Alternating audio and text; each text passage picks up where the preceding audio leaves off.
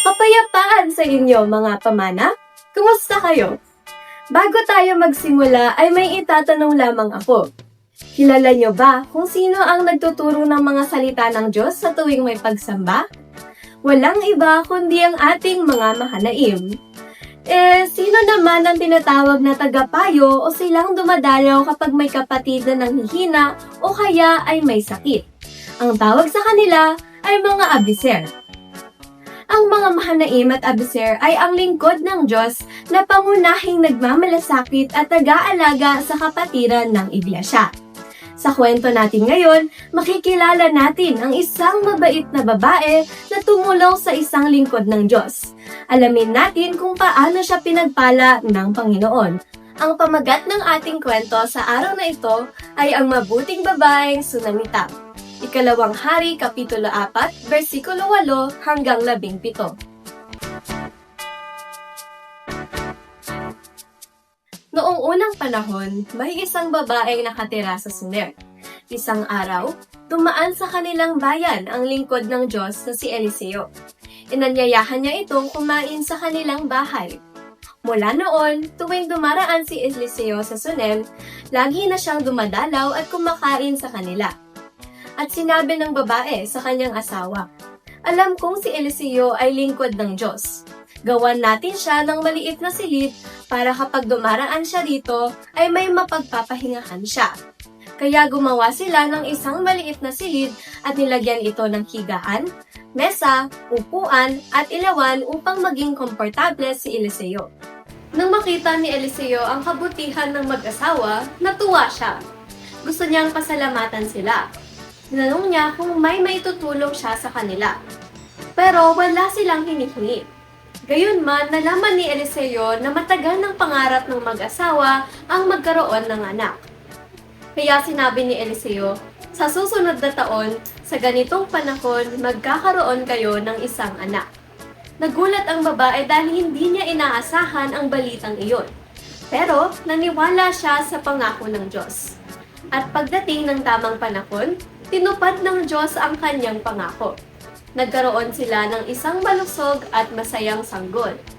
Labis ang kanilang tuwa at pasasalamat sa Diyos dahil hindi niya kinalimutan ang kanilang kahilingan. At dito nagtatapos ang ating kwento.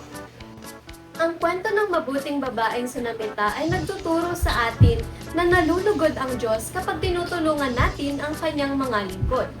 Hindi niya ginawa ito dahil may hinihintay siyang kapalit, kundi dahil mahal niya ang Diyos at ginagalang niya si Propeta Eliseo. Dahil sa kanyang kabutihan at pagiging mapagbigay, pinagpala siya ng Diyos sa paraang hindi niya inaasahan. Tandaan din natin na kahit ang maliit na kabutihan ay mahalaga sa Diyos. Ang simpleng pagtulong, pagbati at paggalang o pananalangin ukol sa mga lingkod ng Diyos ay makikita at pinapahalagahan niya. Sa paggawa natin ng mabuti sa mga lingkod ng Diyos, pinapakita rin natin ang ating pagmamahal at pagsunod sa ating Diyos. Napakaganda naman ng ating kwento ngayon, hindi ba? Ang daming magagandang aral na natutunan natin. Bago tayo mag-activity, balikan muna natin ang iilang mahalagang bagay. Una, sino ang propeta sa ating kwento? Si Propeta Eliseo. Ano ang ginawa ng babaeng Sunamita para kay Eliseo? Inanyayahan niyang kumain si Eliseo sa kanilang bahay at ipinagawa niya ang isang silid upang magkaroon siya ng lugar na magpapahingahan niya tuwing dumaraan siya. Ikatlo, ano-ano ang inilagay nila sa silid ni Eliseo? Isang kama, mesa, upuan at ilawan.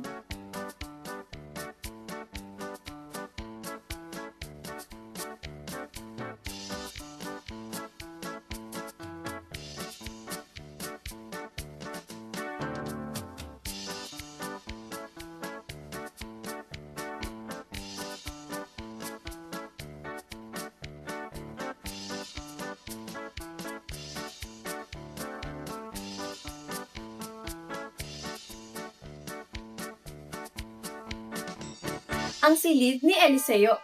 Sa isang malinis na papel ay iguhit ang sa tingin nyo ang larawan ng silid o kwarto na pinagawa ng babaeng Sunamita para kay Eliseo. Tandaan, sa silid na ito ay may isang kama, mesa, upuan at ilawan. Pagkatapos ay kulayan ito at ipakita sa kapwa pamana. Ang ating memory verse sa araw na ito ay mababasa natin sa 1 Corinthians chapter 16 verse 14 King James Version. Let all your things be done with charity. Tandaan natin mga pamana na may magagawa tayo para sa mga lingkod ng Diyos. Kaya natin silang igalang, sundin at ipanalangin. O siya, hanggang dito na lang muna. Maraming salamat sa panonood mga pamana. Hanggang sa susunod, paalam, Miss Pa!